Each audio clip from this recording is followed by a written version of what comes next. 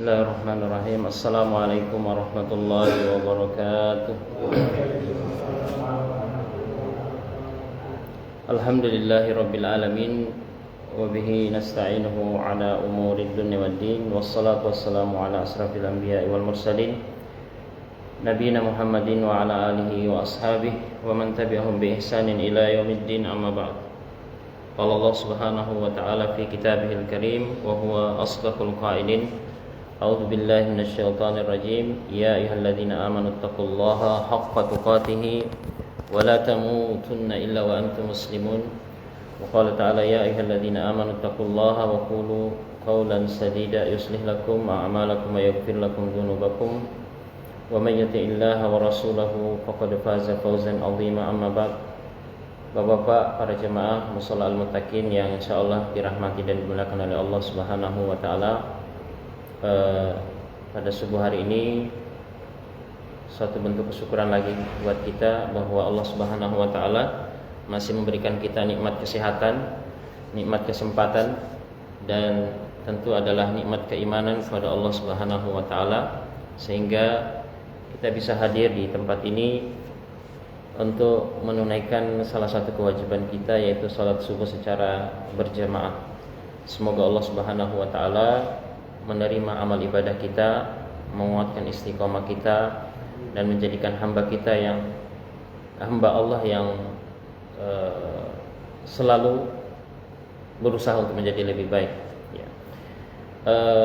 Pada subuh hari ini kajian kita adalah kajian yang sifatnya tematik, karena dalam kurang lebih 4 hari ke depan kalau saya tidak salah ya, kita tunggu sidang atau penetapan dari pemerintah kapan mulai masuk bulan suci Ramadan, sehingga pada kajian pekanan kita di bulan Sya'ban ya, akhir bulan Sya'ban ini kita akan membawakan kajian yang sifatnya tematik, dan mungkin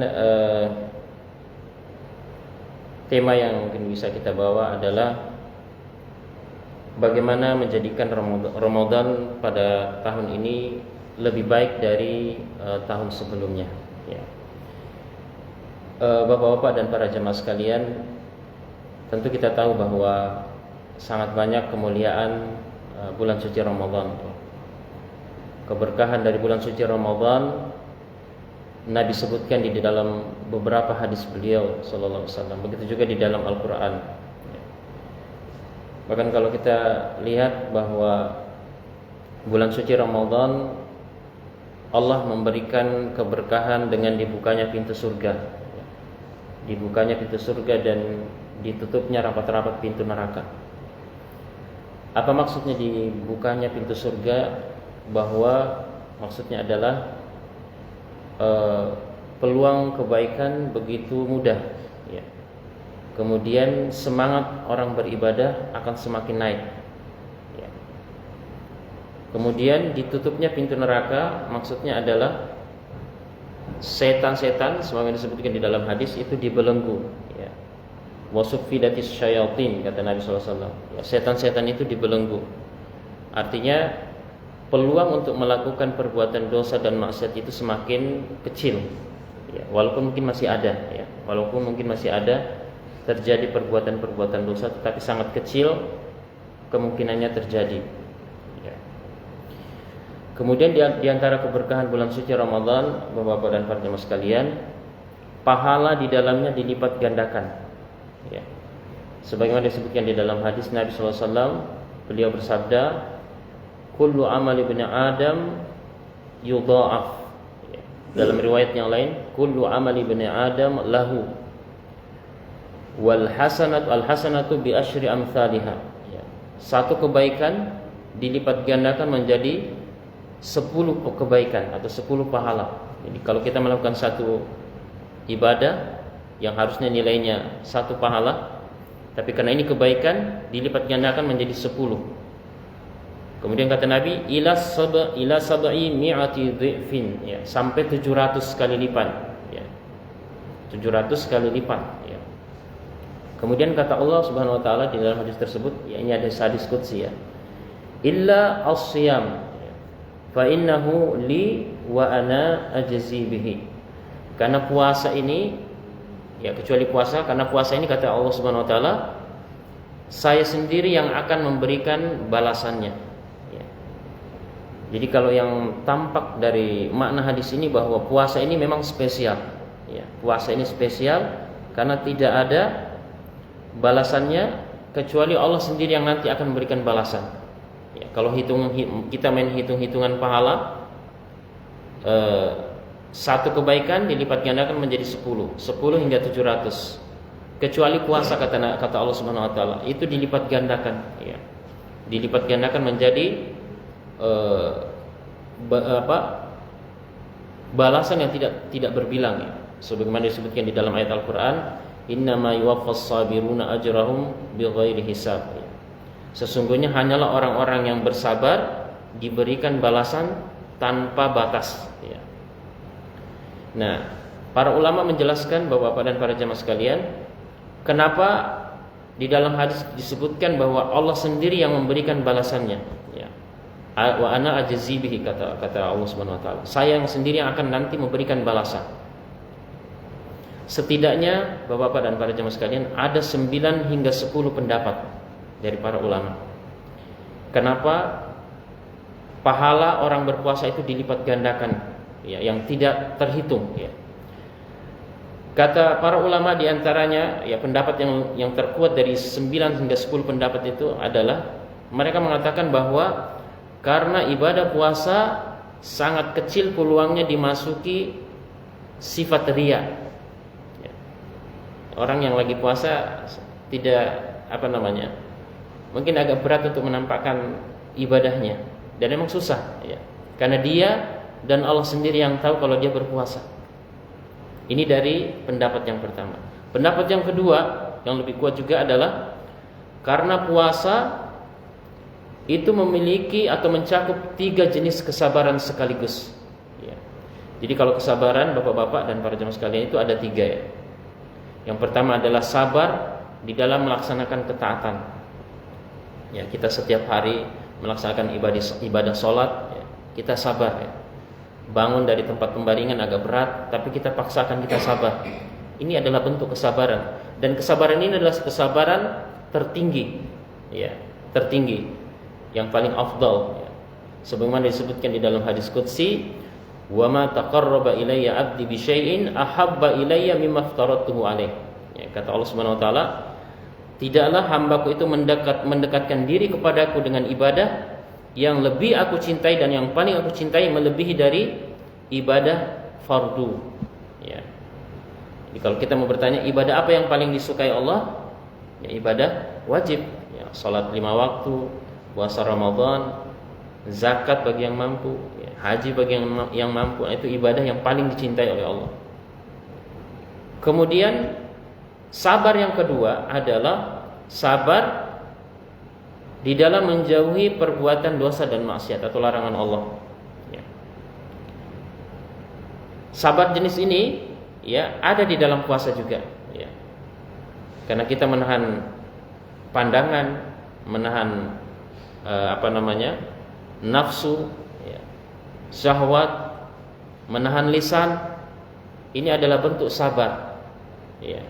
Sabar yang kedua. Kemudian sabar yang ketiga adalah sabar di dalam menerima ketentuan atau takdir dari Allah. Mungkin musibah, ya. Jelas karena puasa adalah musibah, karena kita mendapat rasa lapar, rasa haus, itu adalah musibah, ya, dan kita sabar. Nah, itulah kenapa Allah memberikan pahala tanpa batas kepada orang yang berpuasa, karena 3 kesabaran ini ada di dalam puasa sekaligus, ya. Kemudian Bapak-bapak dan para jemaah sekalian, ibadah puasa melatih diri kita untuk menjadi orang yang mentazkiyah dirinya, ya, menyucikan dirinya, ya. Kalau kita tahu bahwa setiap kita ini memiliki potensi untuk berbuat baik dan berbuat buruk, ya, semua, siapapun kita.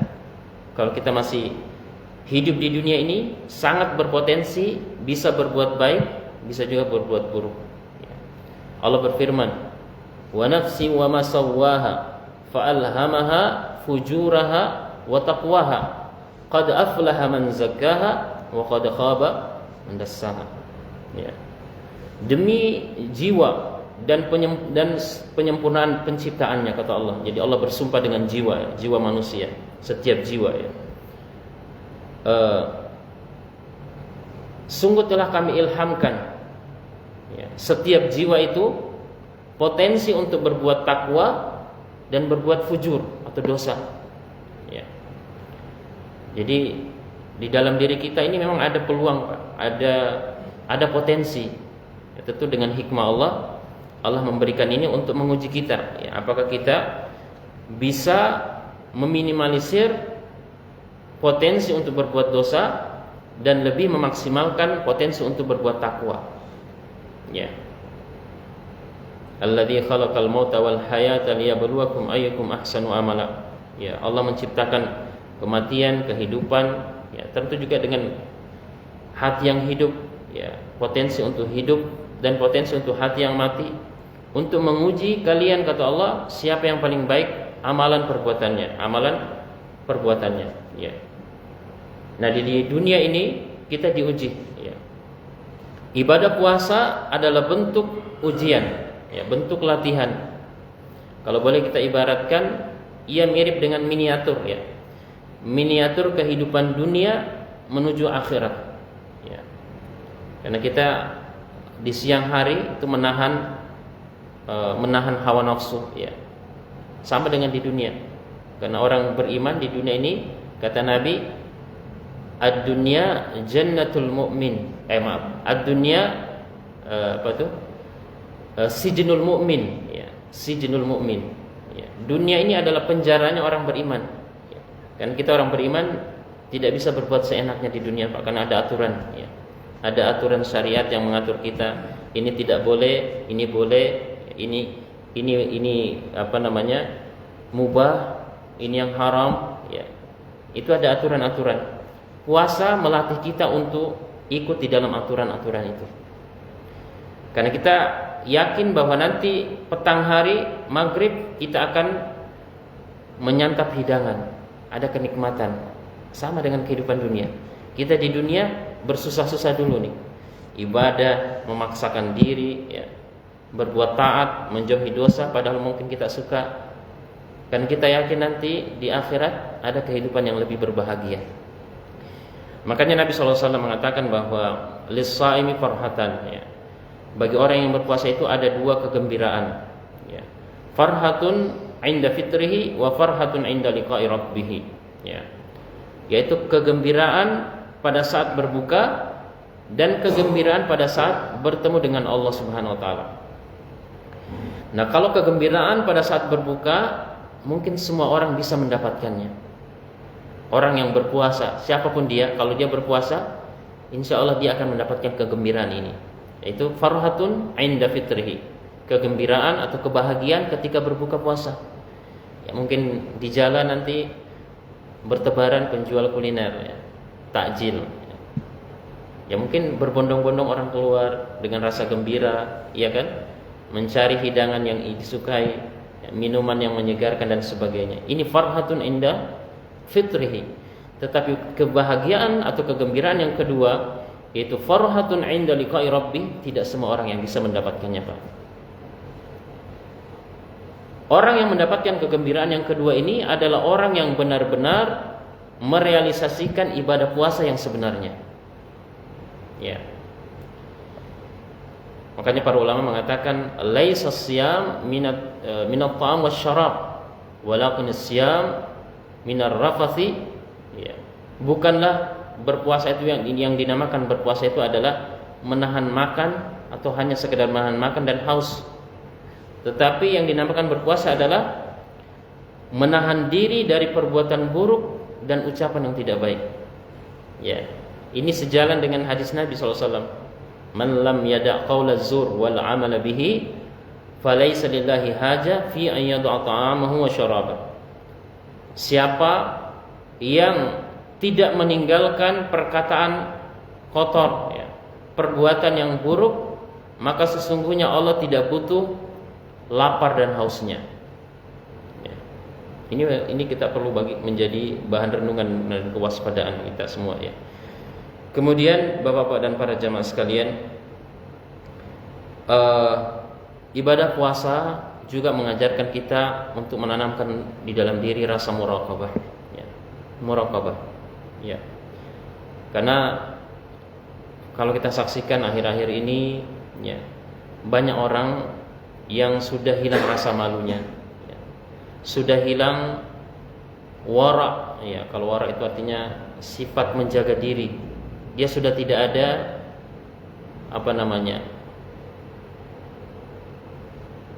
tidak ada lagi hal yang bisa menahan dirinya, perisai dirinya ya. Seolah-olah semuanya sudah bisa dilibas ya.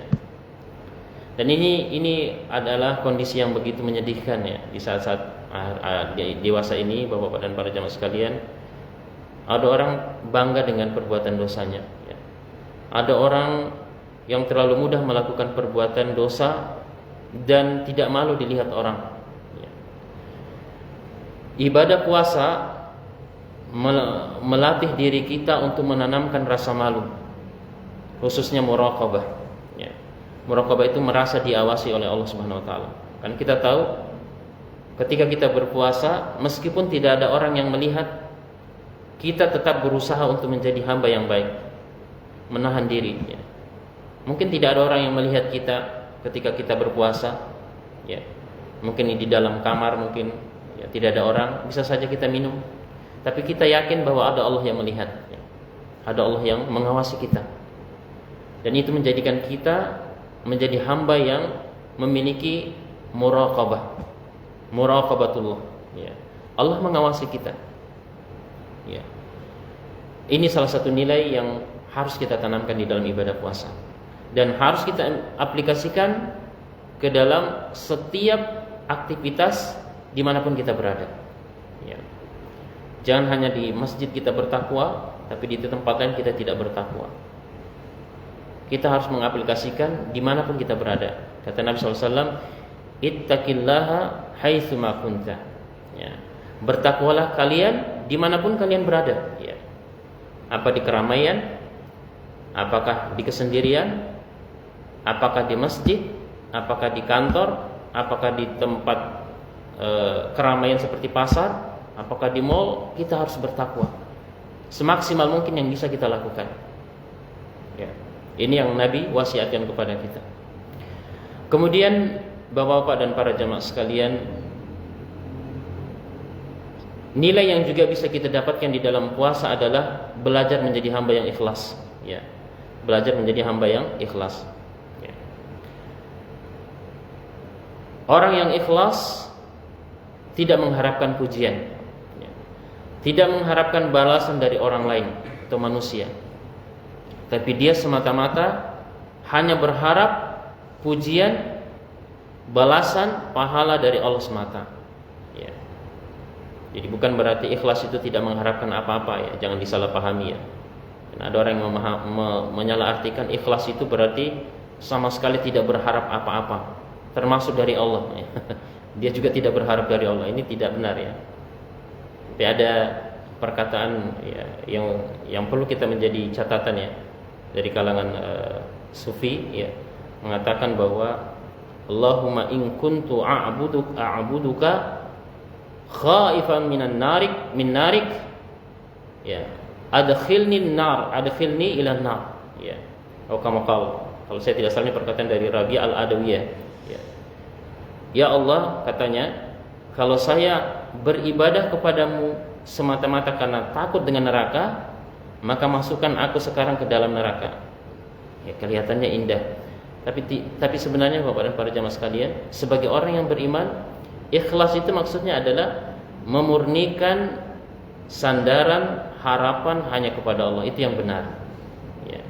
Sama ketika kita keluar dari rumah, kita membaca doa Bismillahi tawakkaltu 'alallah la haula wala quwata illa billah. Kita keluar bekerja membaca doa ini.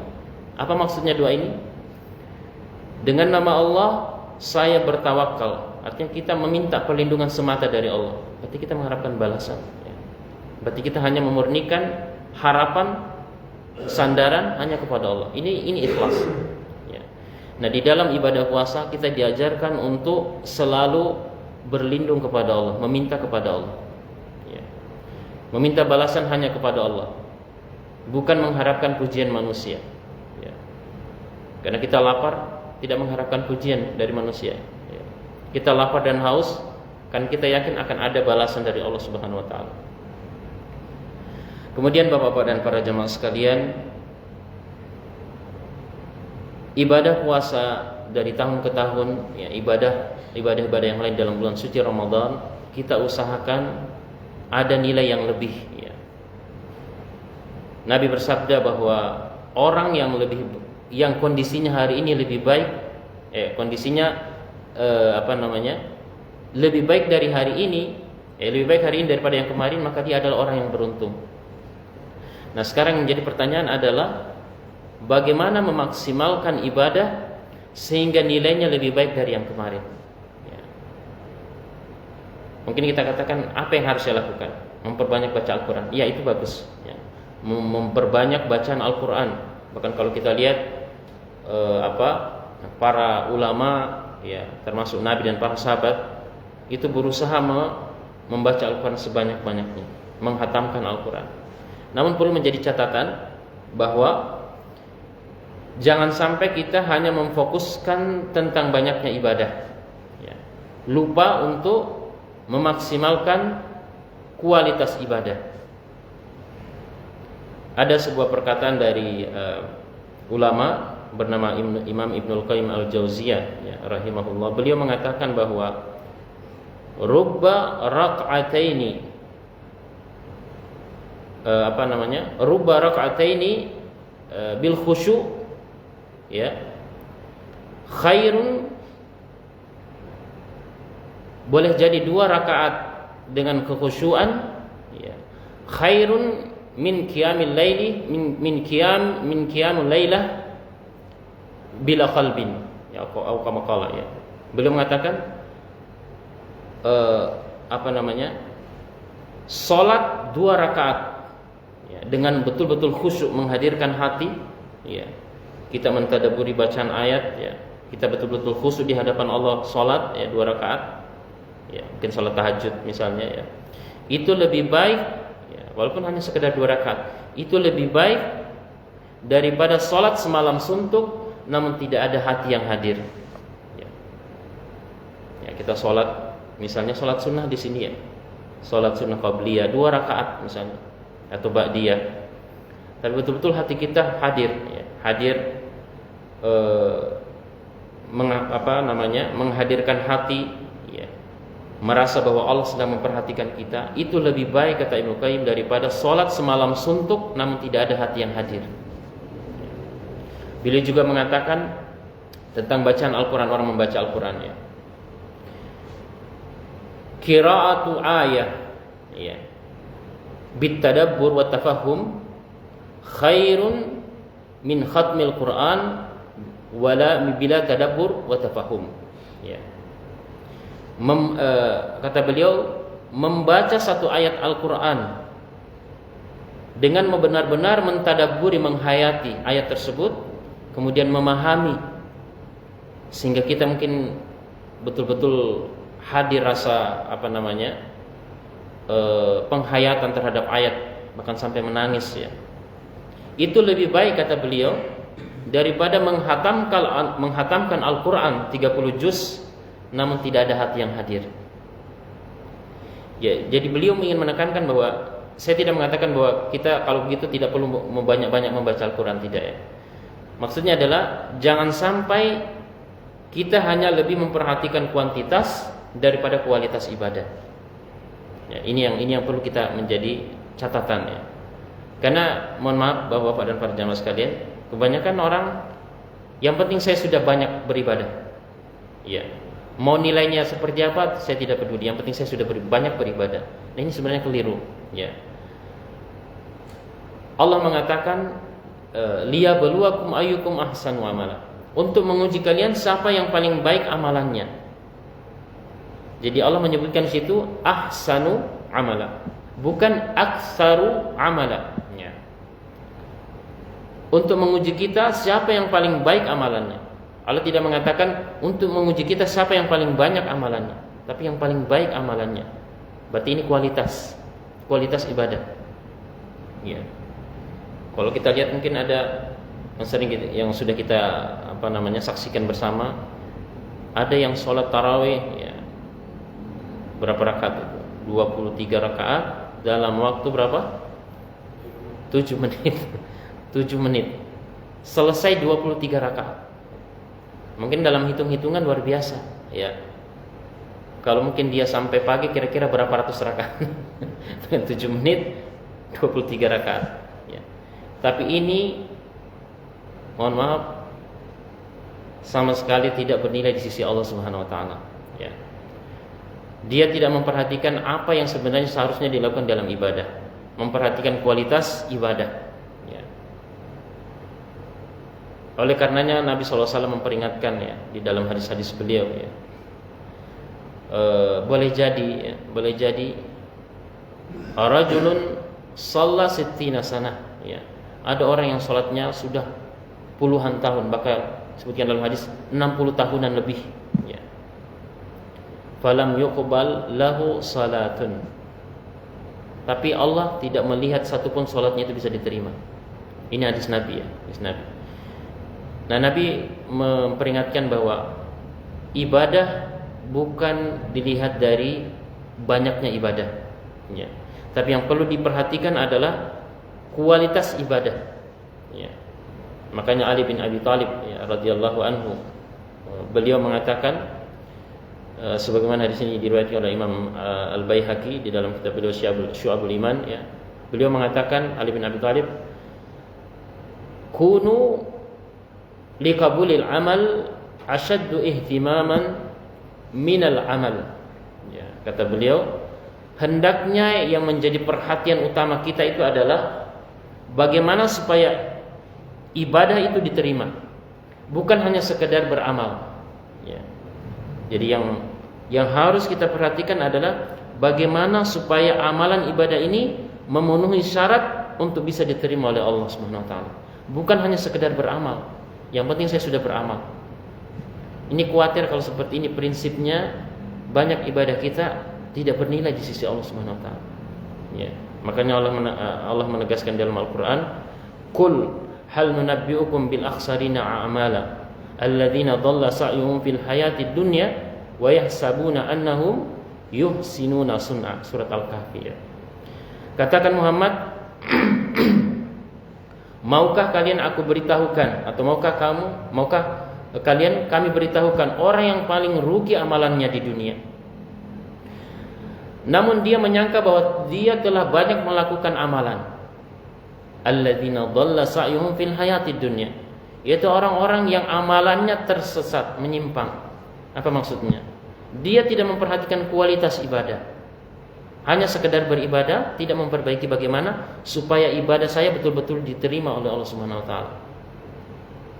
Di dalam ayat yang lain Allah juga berfirman, wa qadimna ila ma 'amilu min amalin waja'alnahu haba'an manthura ya.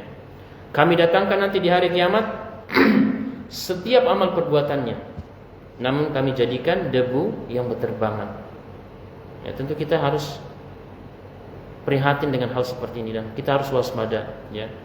Jangan sampai kita beribadah sudah capek-capek beribadah namun ternyata ada hal-hal yang menyebabkan kualitas ibadah kita rendah di sisi Allah Subhanahu wa taala ya. Jadi sekali lagi yang perlu kita perhatikan adalah kualitas ibadah ya, kualitas ibadah. Tentu sekali lagi kita katakan bahwa bukan kita menurunkan semangat untuk memperbanyak ibadah ya, memperbanyak bacaan Al-Quran, memperbanyak sholat sunnah ya. Tapi harus kita usahakan kualitasnya juga beriringan ya, beriringan ya. Ini yang dituntut di dalam memperhatikan kualitas ibadah. Kemudian Bapak-bapak dan para jamaah sekalian,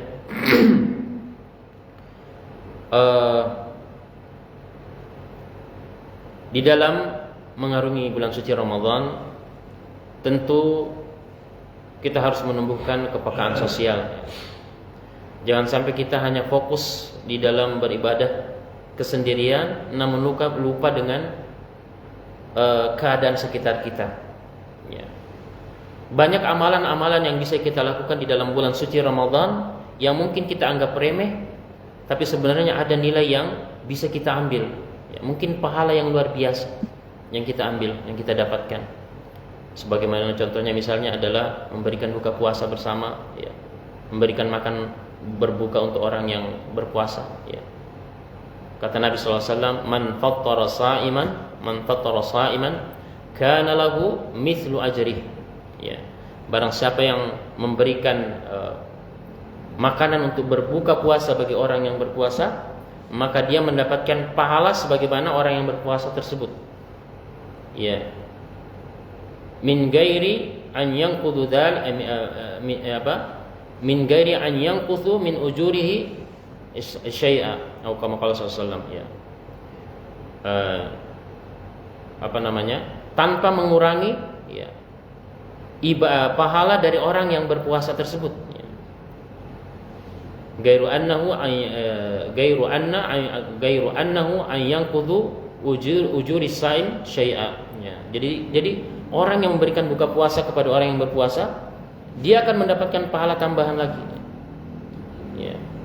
Mungkin ada ustadz yang memberikan contoh, misalnya mungkin pada saat kita berbuka di masjid atau musola, kita berhadapan mungkin dengan saudara kita, ya, ada minuman aqua atau air mineral, ya, kita pertukarkan, ya.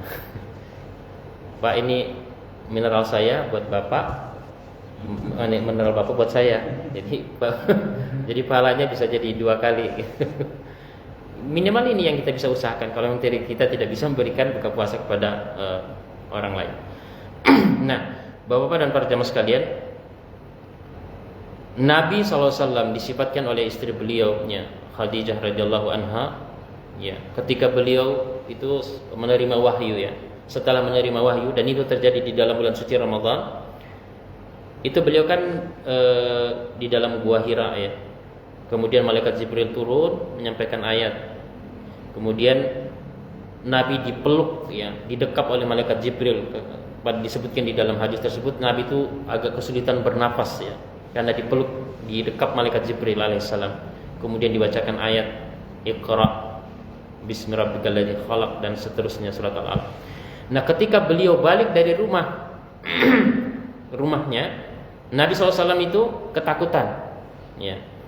Ketakutan dan menyampaikan kepada istri beliau, inni khasyitu ala nafsi, ya.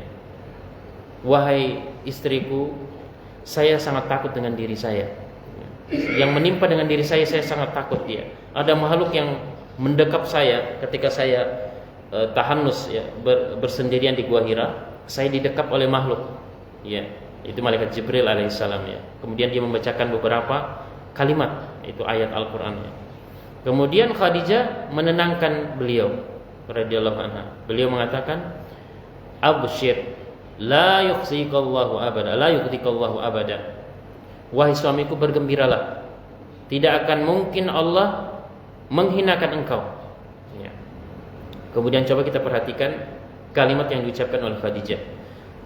Beliau melanjutkan, "Innaka la tasduqul hadits wa tasilur rahim wa tuqri'ud dhaif wa tahmilul kalla wa tu'inu ala nawaibil haq." Ya. Ada 5 sifat yang Nabi Khadijah sebutkan tentang bagaimana menggambarkan sifat dari Nabi. Yang pertama, innaka la tasduqul hadits. Engkau wahai suamiku selalu berkata jujur, ya. Wa tasilur rahim, engkau selalu suka menyambung tali persaudaraan kekerabatan, ya, suka menyambung tali silaturahim. Itu sifatnya Nabi Muhammad SAW. Kemudian kata Khadijah lagi, wa tuqri'ud dhaif, engkau suka memuliakan tamu, ya. Ini memang hadis Nabi menganjurkan tentang memuliakan tamu, ya. Dalam hadis yang lain Nabi mengatakan, "Man kana yu'minu billahi wal yawmil akhir falyukrim dhaifa." Ya, barang siapa yang beriman kepada Allah dan hari akhir, hendaklah dia memuliakan tamu. Kemudian kata Khadijah lagi, "Wa tahmilul kalla." engkau selalu membantu orang-orang yang lemah, ya, membantu orang yang butuh, ya, memberikan bantuan, suka memberikan bantuan, ya. Dan memang Nabi, Bapak-bapak dan para jemaah, ketika diminta apapun kepada beliau, beliau tidak pernah mengatakan tidak, ya. Beliau tidak pernah mengatakan tidak. Selama ada yang bisa ia berikan, beliau berikan. Itu sifat Nabi. Makanya digambarkan di dalam hadis bahwa kana Rasulullah sallallahu alaihi wasallam, ya, digambarkan oleh Aisyah, kana Rasulullah sallallahu alaihi wasallam ajwadun nas wa kana ajwadu fi Ramadan. Ya. Bahkan ajwada fi Ramadan, ya. Adalah Nabi sallallahu alaihi wasallam itu sangat dermawan, ya. Dan beliau semakin dermawan ketika masuk bulan suci Ramadan, ya. Karena memang kedermawanan di dalam bulan suci Ramadan, kita bersedekah itu pahalanya lebih tinggi daripada kita dermawan bersedekah di luar bulan suci Ramadan, ya. Kemudian kata Khadijah, wa tu'inu ala nawaibil haq, engkau selalu berusaha mendukung atau membantu di dalam penegakan kebaikan atau kebenaran. Kalau 5 hal ini bisa kita usahakan dalam bulan suci Ramadan, ini luar biasa para jemaah, ya. Berkata jujur, kita tahu bahwa orang berpuasa dianjurkan untuk menjaga lisan. Bukan cuma lisan, tulisan, ya, tulisan. Jangan disangka bahwa kita puasa, tulisan ini tidak berefek kepada pahala. Tulisan ini juga akan berefek, ya.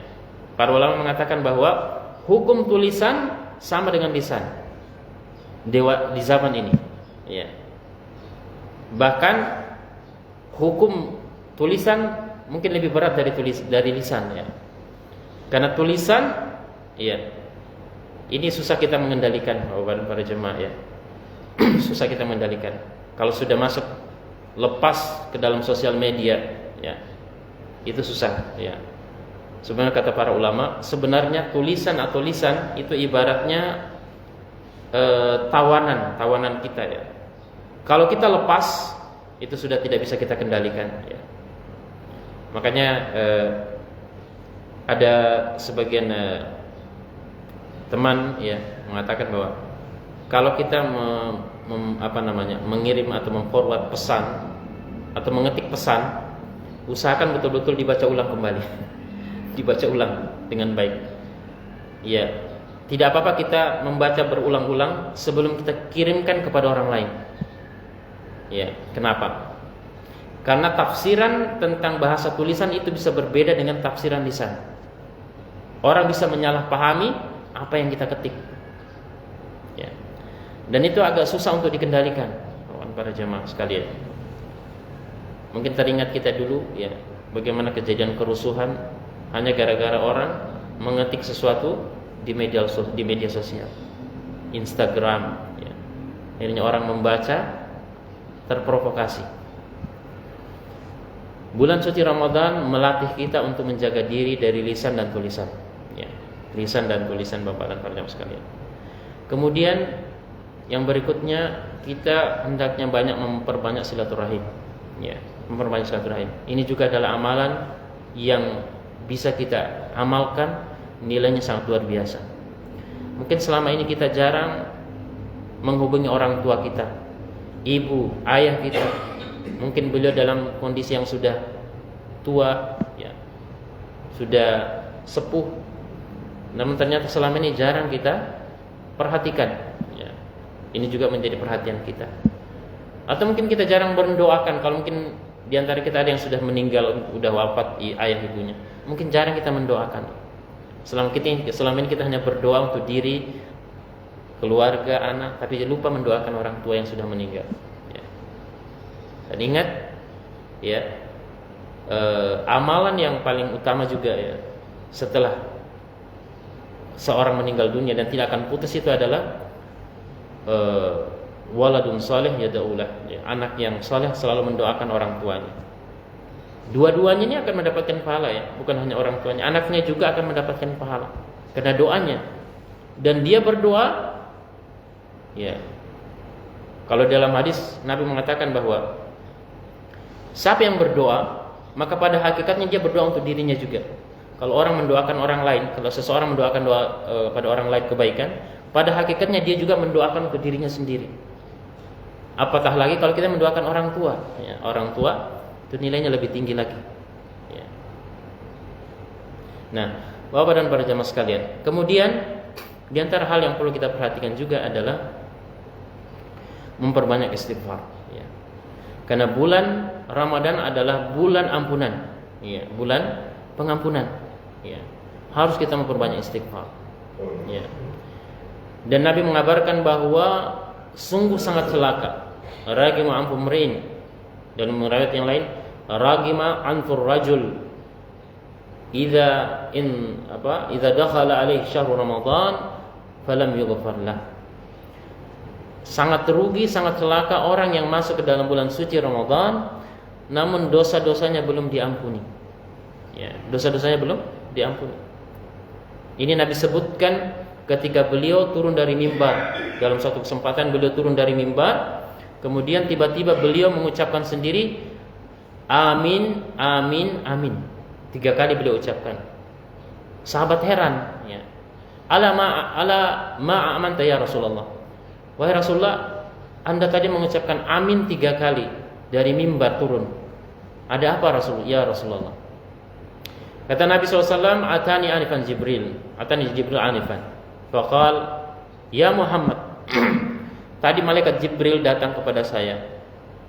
Dia mengatakan bahwa wahai Muhammad, ya, sungguh celaka dari umatmu, ya, ketika dia mendapati kedua orang tuanya, ya, ahadahuma au kilahuma, ya, dia mendapatkan salah satu atau kedua orang tuanya yang masih hidup, namun tidak menjadikan ia masuk ke dalam surga. Artinya ada momen di situ dia tidak berusaha memanfaatkan untuk bisa masuk ke dalam surga. Lalu malaikat Jibril mengatakan, katakan Muhammad amin. Maka aku pun mengatakan amin. Karena memang para sahabat tidak melihat malaikat Jibril di situ, ya. Nabi cuma mengatakan amin. Cuma Nabi yang melihat malaikat Jibril. Kemudian malaikat Jibril lagi mengatakan kepadaku, sungguh sangat celaka wahai Muhammad, umatmu yang mendapatkan bulan suci Ramadan namun dosanya tidak sempat diampuni. Ya, sebelumnya Nabi mengatakan sungguh sangat celaka umatmu wahai Muhammad, idza dzukirta 'indahu falam yusalli alaik. Jika namamu disebut namun dia tidak bersalawat kepadamu, ya. Ini juga merupakan perhatian kita Bapak-bapak para jamaah.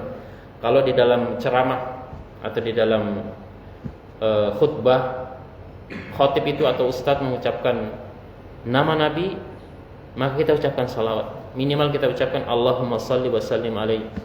Atau kalau mau lengkap silakan Allahumma salli ala Muhammad wa ala ali Muhammad kama shallaita ala Ibrahim wa ala ali Ibrahim innaka Hamidum Majid. Ini adalah hal yang ditekankan oleh Nabi dan diperintahkan. Karena memang orang yang mencintai orang tertentu atau tokoh pasti namanya akan selalu teringat, ya. Bagaimana lagi kalau Nabi yang mulia itu Nabi Muhammad SAW. Orang yang bersalawat kepada Nabi, maka Allah juga akan bersalawat kepadanya. Ya. Man shalla alaihi, kata Nabi, man shalla alaihi salatan sallallahu alaihi biha asyara. Siapa yang bersalawat kepadaku, kata Nabi, maka Allah akan bersalawat kepadanya 10 kali. Ya. Bersalawat 1 kali kepada Nabi, 10 kali Allah bersalawat kepadanya. Ya. Kemudian yang terakhir, sungguh celaka, kata malaikat Jibril, sungguh celaka wahai Muhammad, umatmu yang mendapatkan bulan suci Ramadan namun dosanya tidak terampuni setelah keluar dari bulan suci Ramadan. Ini kecelakaan yang luar biasa, ya. Ini kerugian yang luar biasa, ya, Bapak dan para jamaah. Jangan sampai kita terjadi seperti itu, ya. Kalau memang kita berusaha untuk memaksa diri untuk menangis di bulan suci Ramadan, usahakan, ya, menangisi apa yang pernah kita lewati sebelum bulan suci Ramadan, ya. Dan ingat Bapak dan para jamaah, momen bulan suci Ramadan adalah momen yang langka. Sekali lagi, momen yang langka, ya. Kemarin ada anak dari teman saya, anaknya berusia 21 tahun dan baru menikah, ya. Perempuan. anaknya perempuan, baru menikah kurang lebih 2 minggu ya. Kemarin jenazahnya baru dimakamkan ya. Belum sampai ke dalam bulan suci Ramadan, beliau dipanggil oleh Allah Subhanahu wa taala. Ya. Bukan berarti bahwa usia kita muda, masih sehat, kita masih ada jaminan sampai ke bulan suci Ramadan ya. Ini beberapa hari ini kita masih belum ada jaminan ya bisa sampai ke bulan suci Ramadan. Maka kita harus memperbanyak doa. Ya, Allahumma sallimni ila Ramadan. Ya Allah, sampaikan aku ke bulan suci Ramadan. Wa sallimni Ramadan wa tasallamhu minni mutaqabbala. Allahumma barik li fi Rajab wa Sya'ban wa balikna ila Ramadan. Boleh berdoa begitu. Kita banyak berdoa ya. Kemudian ada juga doa yang bisa kita baca, karena memang Ramadan itu adalah butuh butuh kesungguhan kita ya. Butuh usaha kita untuk meraih kemuliaannya. Bisa kita baca doa, Allahumma la sahla illa ma ja'altahu sahla wa anta taj'alul husna idza syi'ta sahla. Ya Allah, tidak ada kemudahan kecuali apa yang Kau buat mudah ya. Nah, kita minta kepada Allah agar dimudahkan di dalam melaksanakan ibadah dalam bulan suci Ramadan. Kemudian Bapak dan para jamaah sekalian, hendaknya sebelum masuk bulan suci Ramadan kita usahakan ada minimal satu ya. Kalau tidak bisa semua, minimal ada, atau mungkin kita katakan minimal ada perbuatan buruk atau dosa yang kita targetkan bisa hilang nanti. Kita usahakan ya. Mungkin selama ini kita katakanlah selalu berkata kasar. Usahakan target setelah bulan suci Ramadan kita hilangkan kebiasaan itu. Mungkin sebelum bulan suci Ramadan kita jarang silaturahim ke orang tua. Mulai nanti kita targetkan setelah bulan suci Ramadan, kita targetkan kita bisa perhatian dan suka silaturahim dengan orang tua. Ya. Mungkin sebelum bulan suci Ramadan kita jarang berdoa mendoakan orang tua yang sudah wafat. Mulai setelah bulan suci Ramadan kita usahakan kita menjadi orang yang selalu ingat dengan orang tua, mendoakan. Mungkin sebelum bulan suci Ramadan kita jarang membaca Al-Quran ya, jarang membaca Al-Quran atau jarang membuka mushaf Al-Quran untuk membaca. Maka setelah bulan suci Ramadan kita targetkan setelah salat fardu saya akan membaca Al-Quran setiap hari. Ini adalah target yang harus kita usahakan. Karena Bapak dan para jamaah, ini saya membaca sedikit tadi dari kitab Lataiful Ma'arif yang ditulis Ibnu Rajab Al-Hambali ya. Beliau mengatakan bahwa min alamati kabulil amal ya. Di antara tanda diterimanya suatu amal ya. Ya, kata beliau, man amila hasanatan thumma atba'a bi hasanatin fatilka alamatu qabuli hasanatil ula. Ya. Barang siapa yang setelah melakukan ibadah kemudian tiba-tiba ada ibadah yang ia lanjutkan ya, maka itu satu tanda bahwa ibadahnya itu diterima ya.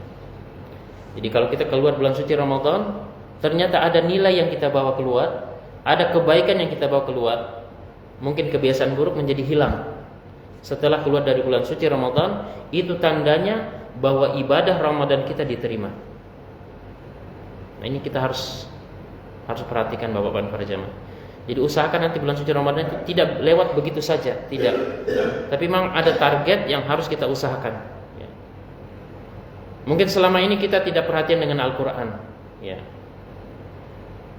Oke, misalnya Nabi menasihatkan kepada kita untuk setiap bulan itu minimal 1 kali khatam Al-Quran. Selama ini kita mungkin tidak ada target ya, kita hanya membaca. Mulai saat ini setelah keluar bulan suci Ramadan, kita tingkatkan kualitas diri kita. Setiap bulan saya akan berusaha menamatkan Al-Quran. Tidak apa-apa kita buat target seperti itu ya. Atau mungkin selama ini saya tidak menjaga sholat witir ya. Salat witir saya kadang dikerjakan, kadang kelupaan, kadang ketiduran. Mulai saat ini setelah keluar bulan suci Ramadan, saya akan salat witir sebelum tidur. Boleh dapat target seperti itu. Dan silahkan membuat target-target yang lain, ya. Karena kualitas diri kita setelah keluar bulan suci Ramadan itu menunjukkan kita berhasil meraih kemuliaan dan keberkahan bulan suci Ramadan atau tidak, para jamaah. Ya. Nah, ini mungkin Bapak dan para jamaah yang bisa saya sampaikan, ya, sedikit kajian tematik. Mudah-mudahan, ya, sedikit ini bisa memberikan faedah buat kita untuk menjadikan diri kita lebih baik memasuki bulan suci Ramadan. Ya, mungkin demikian saja yang bisa saya sampaikan. Insya Allah nanti untuk kajian mungkin kita liburkan dulu, ya, kepada para jamaah di dalam bulan suci Ramadan. Kajian pekanan mungkin kita liburkan. Nanti kita lihat, ya, Mas Yaya, nanti seperti apa nanti. Karena nanti insya Allah nanti juga banyak ustadz, banyak kiai-kiai kita juga akan menyampaikan ceramah di malam tarawih, ya. Demikian saja, lebih kurangnya saya mohon dimaafkan. Hadanallahu wa iyyakum ajmain. Wassallallahu ala nabiyina Muhammadin wa ala alihi wa ashabihi ajmain. Wa alhamdulillahi rabbil alamin. Saya persilakan, mungkin ada bapak-bapak yang mau bertanya. Falyatafadhal.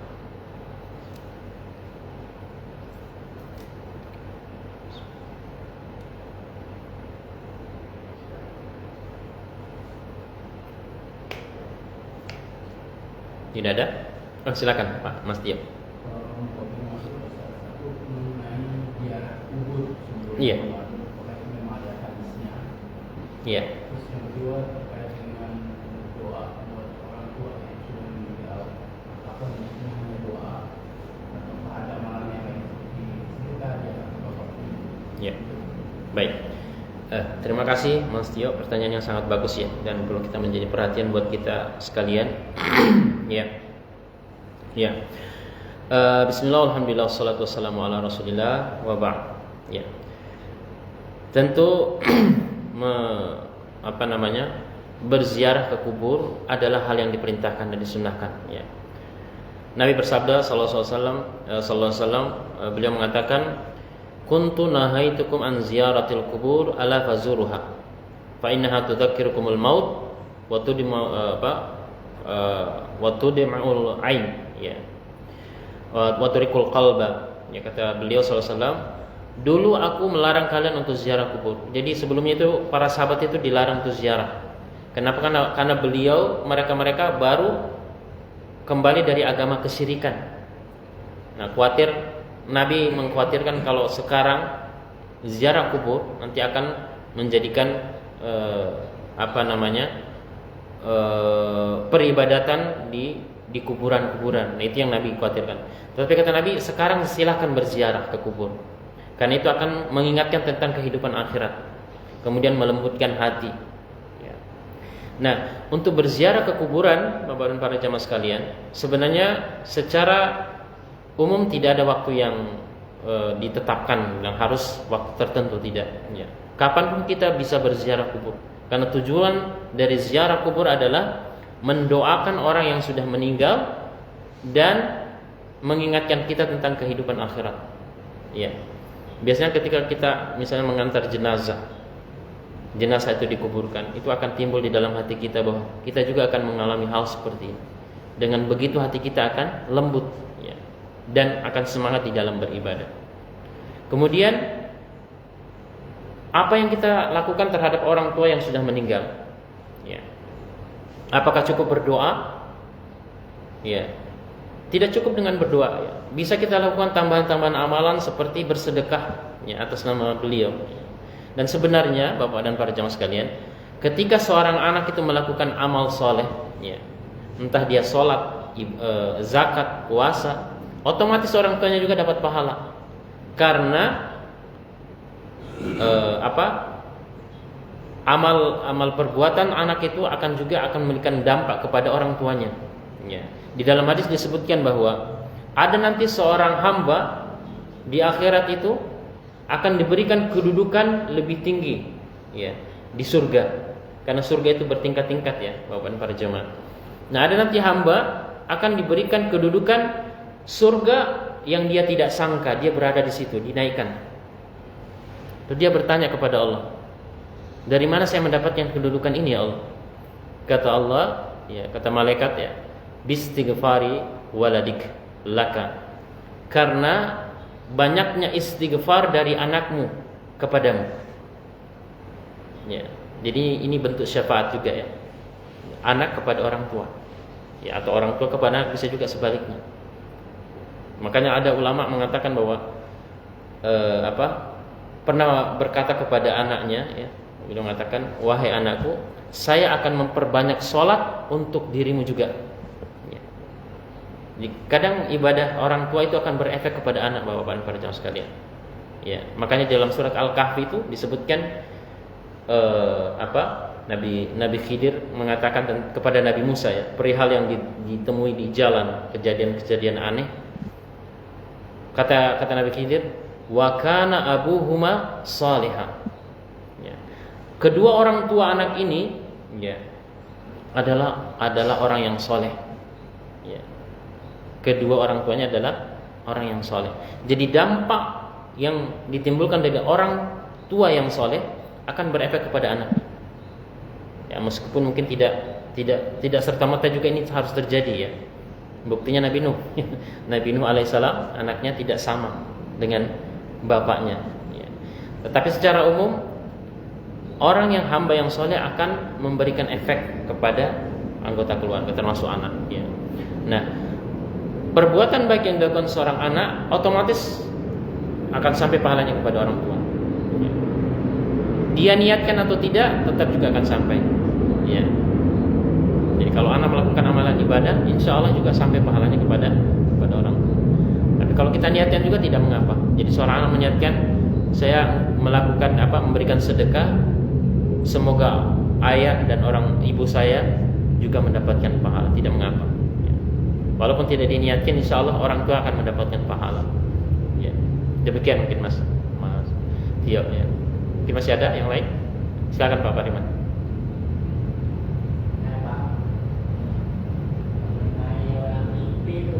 Orang mimpi ya.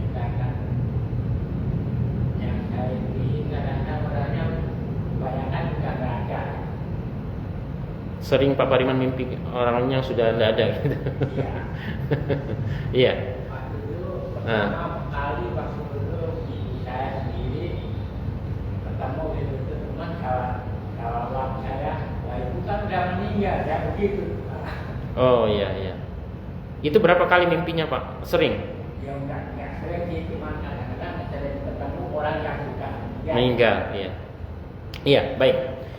Bismillah, alhamdulillah, wassalatu wassalamu ala rasulillah wa ba'd. Jadi masalah mimpi ini sebenarnya mungkin kalau perkataan orang bunga-bunga tidur ya. Kadang kalau kita sering membayangkan seseorang, itu akan lama-kelamaan hadir di dalam mimpi ya. Itu bisa terjadi ya. Misalnya kita membayangkan orang tua kita ya, sering membayangkan wajah beliau, akhirnya hadir di dalam mimpi. Nah, itu adalah wajar ya. Wajar. Tapi seyogyanya mungkin dengan hadirnya beliau mungkin itu membantu kita untuk ingat bahwa kita perlu untuk mendoakan beliau ya. Mendoakan kebaikan buat beliau ya. Minimal kita baca doa, Rabbi ghfirli wa liwalidayya warhamhuma kama rabbayani shaghira. Ya, itu minimal kita lapaskan doa sering ya. Di berbagai momen doa kita berdoa ya. Dan tentu saya bukan sebagai penafsir mimpi tapi yang jelasnya bahwa mimpi yang baik ya, Nabi menjelaskan aturan kalau mimpi baik itu tidak apa-apa diceritakan ya. Adapun mimpi yang buruk jangan diceritakan kata Nabi ya. Jangan diceritakan kepada orang lain ya. Dan hendaknya kita pahami bahwa mimpi yang baik itu berasal dari Allah dan mimpi yang buruk itu berasal dari setan. Apa yang kita lakukan ketika menghadapi mimpi yang buruk? Ada yang tahu? Ya, meludah 3 kali ke sebelah kiri. Itu kalau mimpi buruk ya. Kita mimpi buruk ketakutan ya, berkeringat ya, maka kita meludah ke kiri 3 kali, kemudian membaca A'udzubillahi minasyaitonir bertawuz ya. Kemudian merubah posisi tidur. Ya, itu yang diajarkan oleh Nabi ya. Jadi mimpi buruk itu bisa terjadi siapa saja kepada siapapun di antara kita ya. Meskipun mungkin sudah baca doa tidur, ternyata mimpi buruk. Nah itu Nabi sunnahkan kita meludah 3 kali ya. Nggak perlu banyak-banyak ya. Nanti ada orang di samping kita ya meludah secukup sewajarnya aja. Mungkin hanya hembusan air ya sedikit. 3 kali, kemudian membaca A'udzubillahi minasyaitonirrajim, kemudian merubah posisi tidur ya. Dan memang kadang kita menghadapi momen-momen harus kita lebih banyak berzikir ya. Karena biasanya syaitan dari kalangan jin itu mendekati orang yang jarang zikir ya. Kurang zikirnya, mudah didekati setan. Mudah didekati setan. Nah, kita harus memperbanyak zikir ya. Usahakan sebelum tidur ya usahakan wudu. Ya, wudu, kemudian membaca doa. Ya, memang cukup banyak doa tidur ya. Kita minimal membaca ayat kursi, 2 ayat terakhir dari surat Al-Baqarah ya. Boleh juga ditambah dengan al-muawizatain, qul huwallahu ahad, qul a'udzu birabbil falaq, qul a'udzu birabbin nas ya. Kemudian mengumpulkan tangan, kemudian kita tiup, sapukan ke badan ya. Seluruhnya ya yang kita bisa ini. Boleh juga kita membaca doa, Allahumma inni aslamtu nafsi ilaik wa wajjahtu ilaik wa wajjahtu laka ilaik wa fawwadtu amri ilaik wal ja'tu dhahri ilaik raghbatan wa rahbatan ilaik la malja wa la manja minka illa ilaik amantu bi kitabika alladzi anzalta wa bi rasulika alladzi arsalta. Panjang banget ya. Tapi kalau kita hafal silakan ya. Itu lebih bagus ya. Kata Nabi, siapa yang membaca doa ini dan dia wafat, karena banyak orang yang wafat dalam keadaan tidur Pak ya. Kalau dia wafat dengan membaca doa ini, maka dia akan meninggal dalam keadaan Islam, Muslim. Ya. Nah, ini perlu kita praktekkan ya. Semua amalan-amalan ini, Bapak dan para jamaah, kalau kita amalkan di dalam bulan suci Ramadan, keutamanya lebih tinggi lagi ya. Lebih tinggi. Nah, keluar bulan suci Ramadan, mungkin sebelum bulan suci Ramadan jarang kita melakukan ini. Nah, usahakan nanti setelah keluar bulan suci Ramadan kita maksimalkan amalan ini ya. Kita disiplinkan mengamalkan ini. Berwudu ya, membaca doa ya. Karena biasanya untuk bangun salat malam Bapak dan para jamaah itu perlu persiapan ya. Kalau kita belum berwudu ini agak sulit ya. Belum berwudu enggak baca doa lagi ya. Kita akan untuk bangun salat malam itu agak berat. Tapi kalau kita sudah niat berwudu kemudian baca doa, ringan Pak, ringan insyaallah. Ringan untuk bangun. Ya, bangun salat malam. Ya. Demikian mungkin Pak Fariman. Masih ada? Ya, silakan Mas Jaya.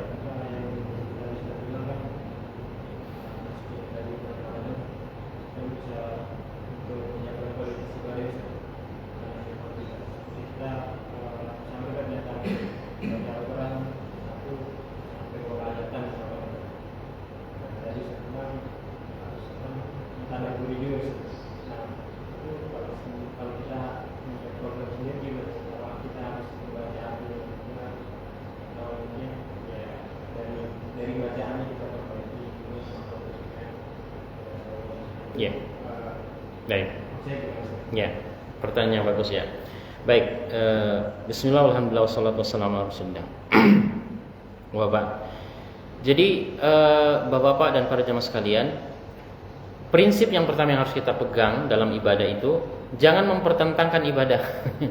Jangan apa istilahnya? Mana nih yang saya harus dahulukan? Ya, dua-duanya bagus nih. Kalau bisa dua-duanya jalan itu lebih bagus, itu yang paling utama ya. Jadi jangan kita mengambil, aduh saya nggak bisa ini karena ada ini. Jadi prinsipnya adalah kita harus mengusahakan kalau bisa kita amalkan semuanya. Kita amalkan semuanya. Ya. Mungkin kita bertanya ya, begitu heran ya. Imam Syafi'i rahimahullah itu beliau menamatkan atau menghatamkan Al-Quran, ada yang tahu berapa kali? Dalam bulan suci Ramadan 60 kali 1 bulan ya. 60 kali khatam Imam Syafi'i. Beliau orang Arab tulen dan bacaannya fasih. Ya, mungkin kalau kita yang bacaannya agak belepotan ya, untuk sampai 60 kali khatam itu agak berat juga ya. Tapi dia fasih, bacanya tartil. Ya, saya pernah mendengar dari salah seorang rekan ustadz ya. Itu ada seorang syekh mempraktekkan bacanya dan berhasil 60 kali. Dan beliau memang agak cepat membaca dan selesai 60 kali dalam bulan suci Ramadan, khatam 60 kali. Ya. Kita tidak mengatakan bahwa harus seperti itu, tidak ya. Tapi yang saya ingin katakan, Bapak dan para jemaah sekalian, kita usahakan jangan mempertentangkan fadilah amal ya. Di satu sisi kita harus banyak membaca Al-Quran, di sisi yang lain kita harus tadabbur ya. Sebenarnya ini kita bisa kondisikan ya. Mungkin nah, memang kita harus mengatur jadwal ya. Misalnya untuk subuh ya, misalnya subuh, setelah sholat subuh kita usahakan mungkin untuk mentadaburi Al-Quran 5 ayat misalnya, 5 ayat kita baca, kita dalami maknanya, apa sih maksud ayat ini, 5 ayat misalnya, 10 ayat juga boleh ya. Nah nanti setelah pagi atau mungkin menjelang zuhur, fokus untuk tilawah, bacaan Al-Quran.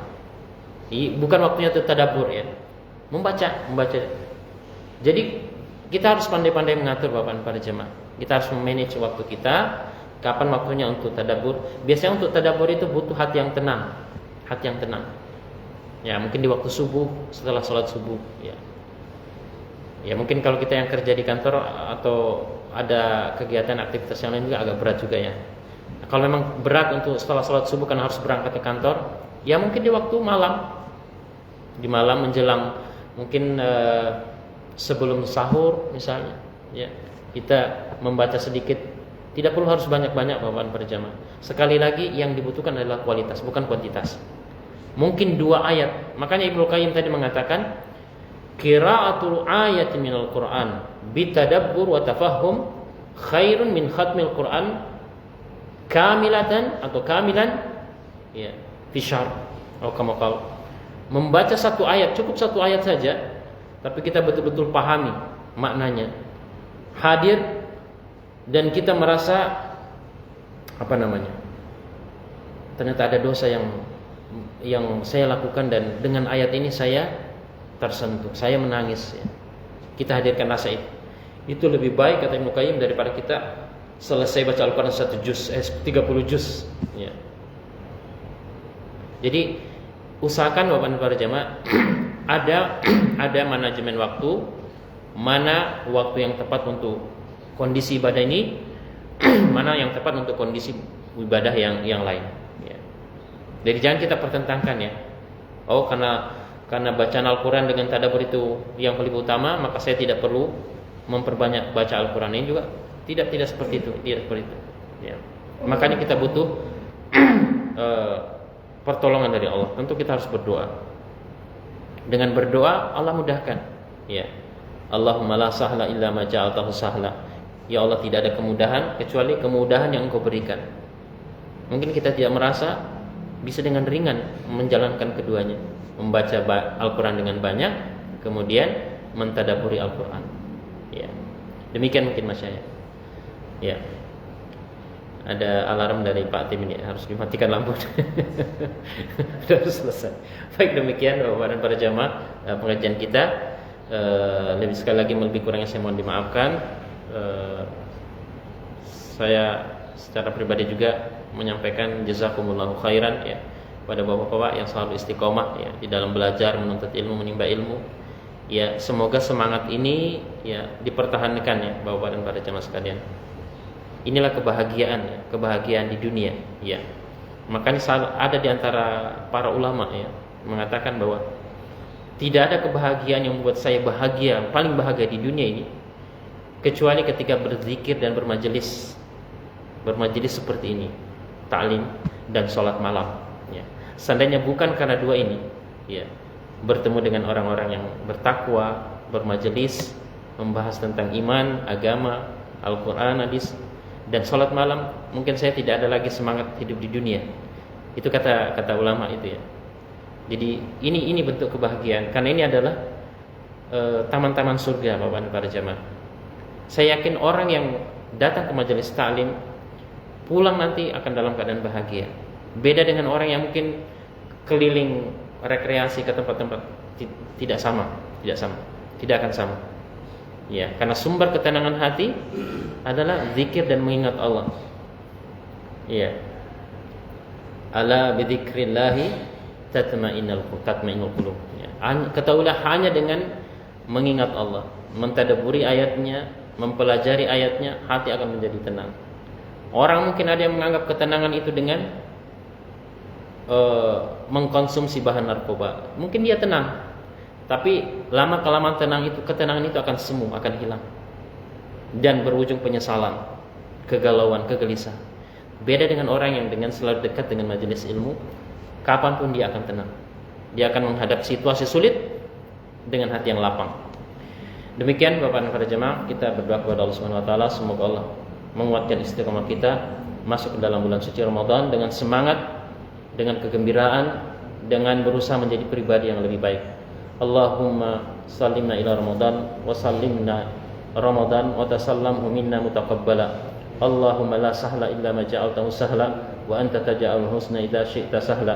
Allahumma la tada' lana dhanban illa ghafarta wa la daynan illa qadaita wa la hajatan min hawaijid dunya illa qadaita ya arhamar rahimin. Allahumma taqabbal minna innaka antas samiul alim wa tub 'alaina innaka antat tawwabur rahim. Allahumma rabbana la tuzigh qulubana ba'da idh hadaitana wa hab lana min ladunka rahmah innaka antal wahhab. Allahumma rabbana atina fid dunya hasanah wa fil akhirati hasanah wa qina adzabannar. Wa sallallahu ala nabiyyina Muhammadin wa ala alihi washabihi wasallam wa akhiru da'wana anil hamdulillahi rabbil alamin. Subhanakallahumma wa bihamdik asyhadu an la ilaha illa anta astaghfiruka wa atubu ilaik. Wassalamu alaikum warahmatullahi wabarakatuh.